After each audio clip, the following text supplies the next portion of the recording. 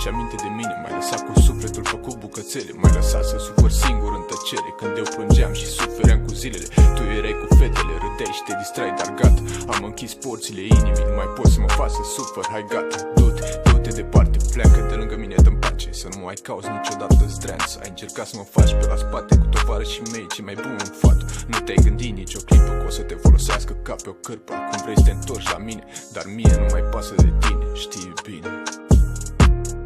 Hei străină, te rog, dă-mi pace, nu mai vreau să am de face cu tine, știi bine. M-ai rănit de prea multe ori, când eu plângeam, tu râdeai. Acum s-a întors roata, am găsit o altă fată. You have one new message. De câte ori ți-am spus că o să plec, de câte ori ți-am spus că nu mai iert. Acum rămâi și te gândești că nimeni nu mai poate aduce nimic tot ce a fost. Nu ai ascultat niciodată din tot ce ți-am spus și asta te afectează. Acum nu mai vreau, te las cu bine.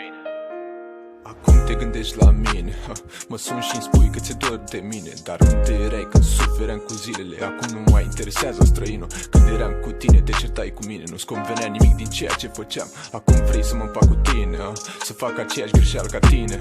Nu mulțumesc acum ce-mi doresc, am o fată care ține cu adevărat la mine. Și nu e ca tine doar din interes, și da, o iubesc, a dat vieții mele culoare. E ca o floare rară, o găsești doar primăvara, când afară cerul e înstelat și senin.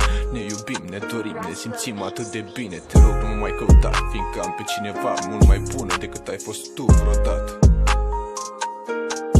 Hei străină, te rog, dă-mi pace, nu mai vreau să am de face cu tine, știi bine. M-ai rănit de prea multe ori, când eu plângeam, tu râdeai. Acum s-a întors roata, am găsit o altă fată. Nu ai ascultat niciodată din tot ce ți-am spus și asta te afectează.